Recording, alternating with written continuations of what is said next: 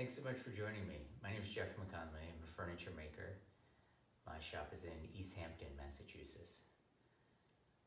I wanted to give you a little bit of a shop tour and show you some of the stuff I'm working on and do a little bit of work to give you an idea of some of my process and some of the stuff that I work on.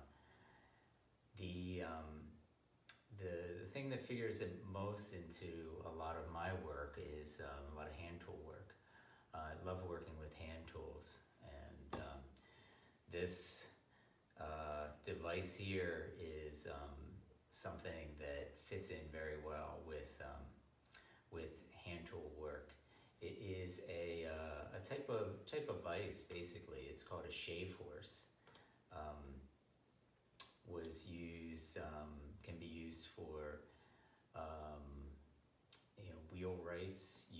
Could use something like this to shape spokes on a wheel. The big advantage to having this is if I have a piece that's a little bit irregular and I'm putting it into a vise, it can be hard to get exactly the right angle. A lot of times I'm working along a bench. This would be on the side of my bench, and the bench would almost be in the way to work with this. With this tool, the sort of genius part about it is the clamp is your foot, and the pressure that you put with your foot controls this head, and if I put down foot pressure on there, my piece is locked into place, and it's also, if I just let it go, it comes up and I can move it around. So if I'm looking to shape something like that, like this piece here, I have a really controlled, nice angle for my piece and can adjust it to anything I need, sort of infinitely, and always make it comfortable. So, quick shop tour. This is about 500 square foot room. Nothing in here for milling. I have a separate room that I do planing and joining with table saws and things like that. So in this room, I have a couple band saws that I use, multi-router, which I use a lot for doing irregular parts, but also for mortise and tenon work, and a mortiser. Other than that, is mainly is just hand tool work that I do in here. So I have my bench, which is really, really central to what I do. Has tons of work holding options that I can hold just about any piece. Small piece as well. Can hold a door in this if I have something that big. The other tool that I have in here is a lathe. So otherwise, I am limited in here to doing hand tool work pretty much. So some different hand saws here and my tool cabinet. So I do a lot of hand tool work. Lots of different planes, different specialty planes, different spoke shaves, a Travisher there for chair making, a rabbet plane, a couple other specialty planes, some different size router planes, scrub plane, which is interesting, fascinating tool. I love this thing. Has a curved blade on the bottom of it, which is for taking off a lot of material. So anything I'm doing that's too big run through the planer and joiner, I can use that thing. Chisels and different marking materials, and a couple more bigger hand planes for doing flattening work in there. So that is pretty much it. Currently working on a cabinet bench with a shoe storage space, and then to the right side of this is a tall cabinet, which is this guy over here. Cubbies for storage. It'll have a couple of storage cubbies on the left side, and coat rack, and this is walnut, and then the cabinet is just a maple plywood, but this will also be anything that is maple will be painted on this, and then the walnut will have a natural finish to it.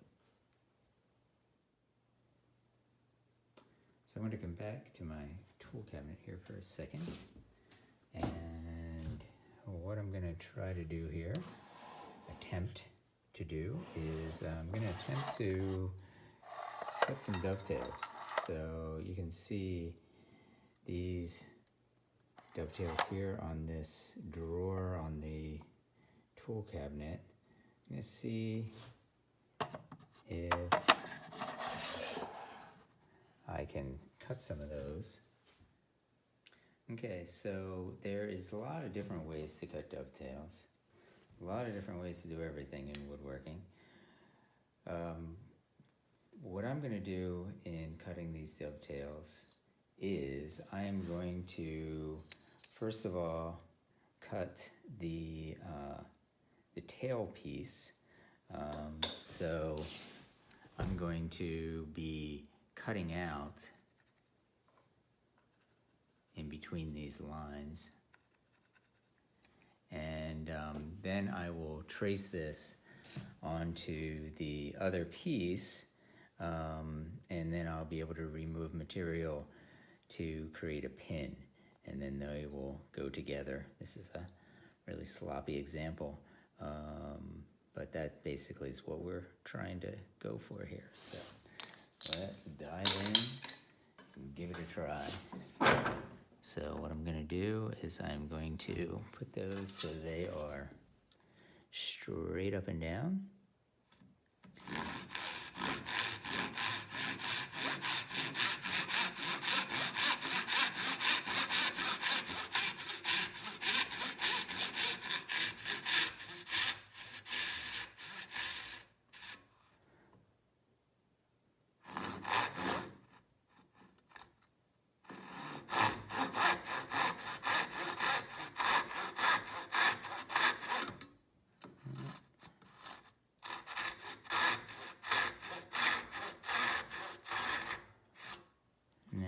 Way off the line on that one, but when I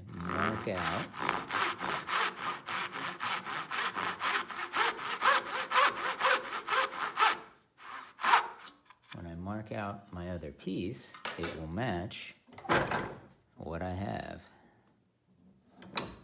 so I won't worry about doing anything to that.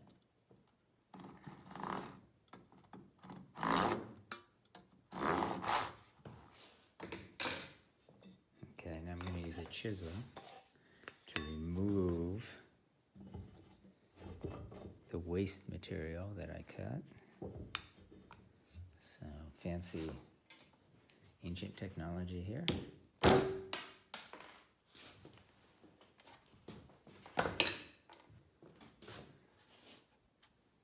Hold there in place firmly.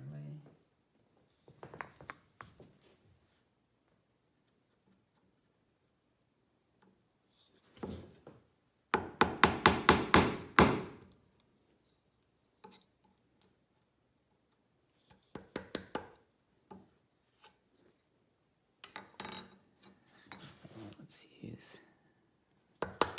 smaller chisel.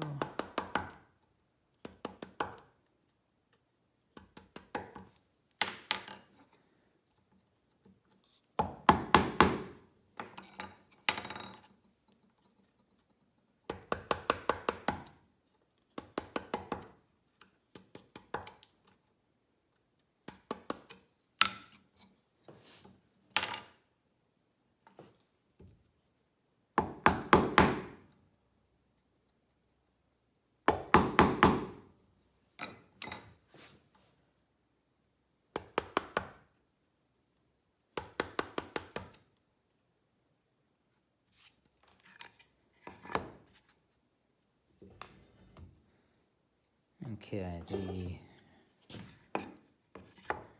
way that I cut these going down and then coming in was I wanted to leave the end part here to hold and bear against it so that when I came to the other side and pushed down, it wouldn't just break right off.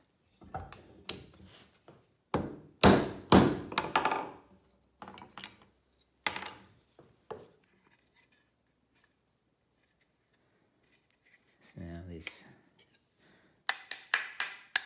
wedge themselves in there a little bit.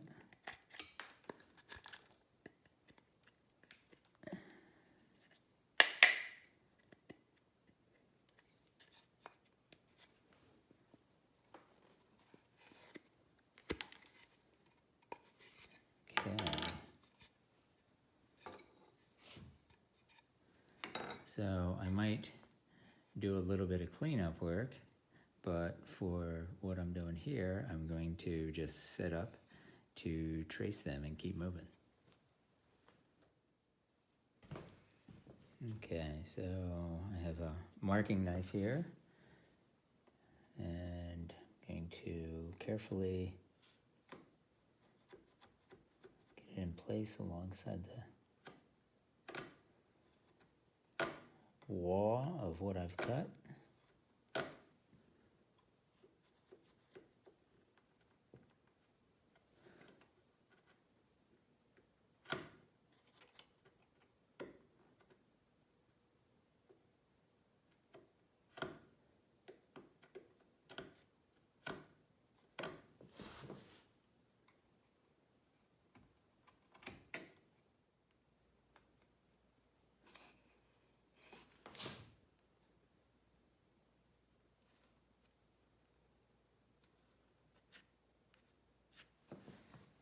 I also took my marking gauge previously and put that line in there, so I'm just coming to that marked line.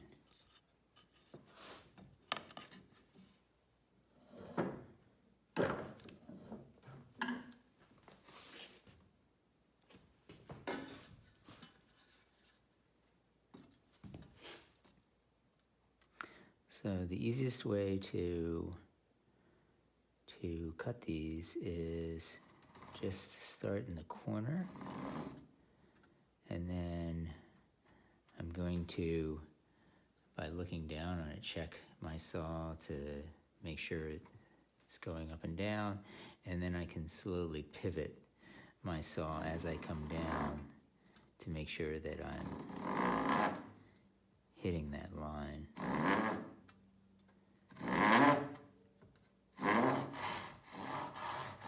Now I'm looking directly over my saw to make sure that I'm straight up and down as I can be.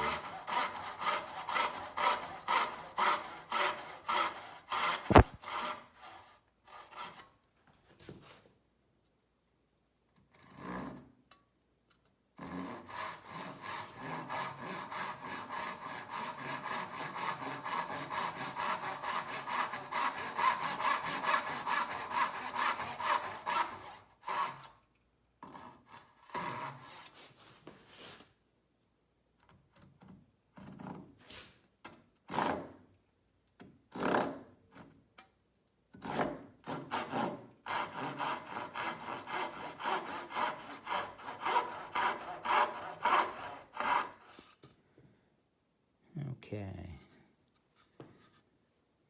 you can see that one is way off there. I tilted my saw.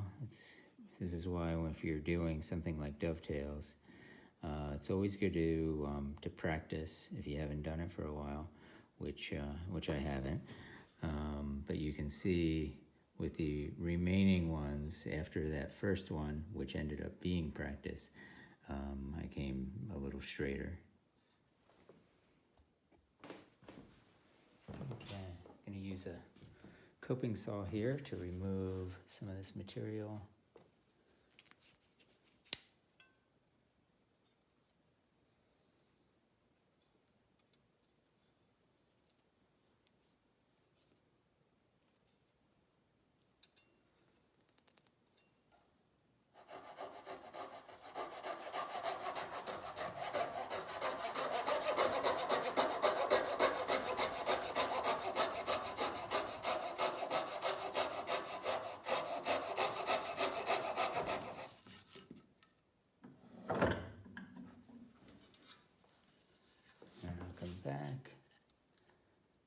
with my dovetail saw.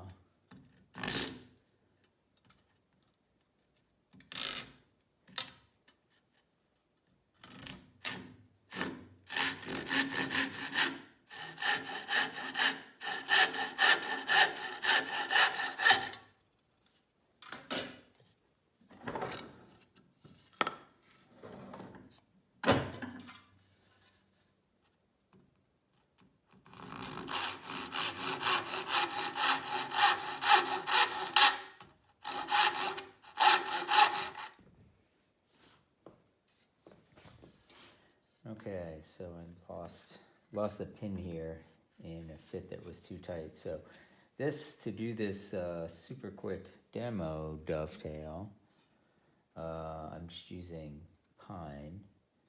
Pine is not very strong for this. This is where these pins are much too small for pine, and the dovetail marker I used a little bit. Not a very good angle. Should be a much wider angle, but there we have a really pretty rough joint. And here's sort of the roughest part because the quick work I did with the coping saw. But that is it. That is when cut a little slower, more properly, in a better wood. Very strong joint for a corner. Great thing to use on case sides, great thing to use in drawers. That's it. Thank you very much for spending this time this morning with me. Feel free to reach out through my website if you have any questions about my work or anything that I shared this morning. Thanks very much. Take care.